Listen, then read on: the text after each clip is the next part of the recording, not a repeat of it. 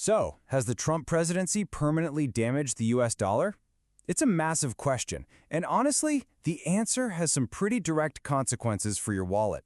So today, on The Explainer, we're going to break it all down. Because, this story isn't really just about exchange rates. It's about whether the actions of one administration might have shaken the very foundation, the very anchor of the entire global financial system. And to really get what's at stake here, you have to remember what the US dollar actually is. It's the world's main reserve currency. It's what countries use for trade. It's what oil is priced in.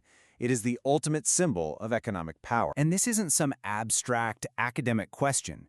We're literally talking about the value of your savings, how your investments perform, and the cost of pretty much everything you buy. If that anchor slips, well, your buying power slips right along with it. All right, so let's start digging into the evidence.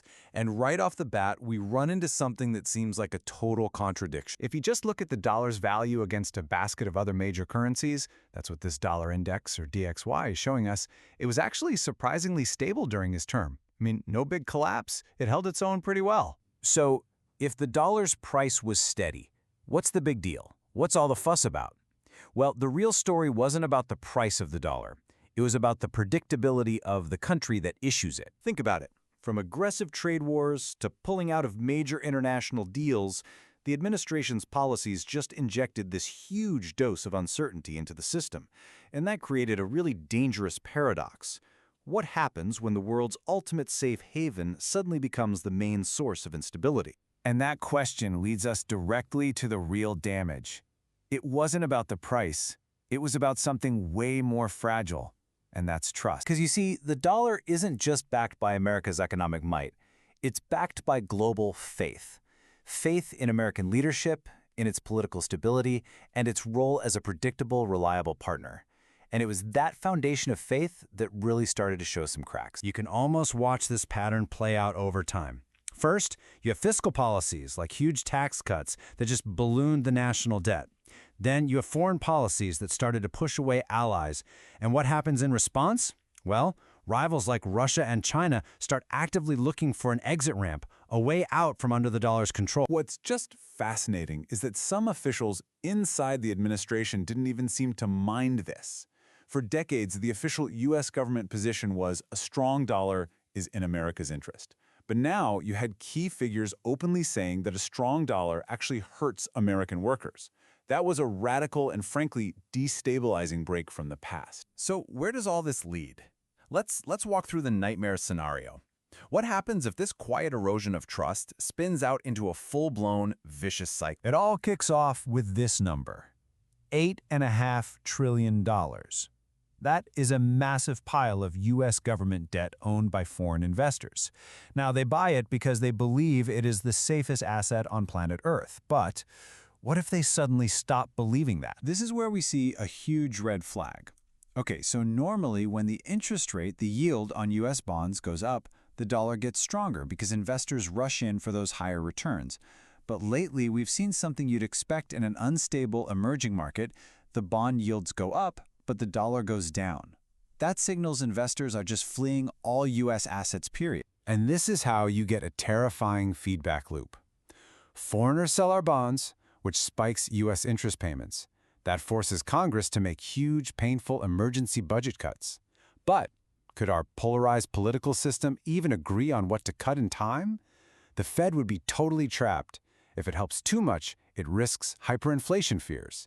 It's a financial fire that our political system might not be equipped to put out. Okay, so if the dollar's dominance really did start to crumble, what would replace it?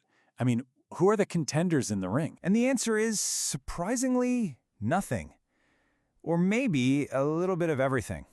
The key thing to understand is that there is no single currency ready to just step in and take the dollar's throne.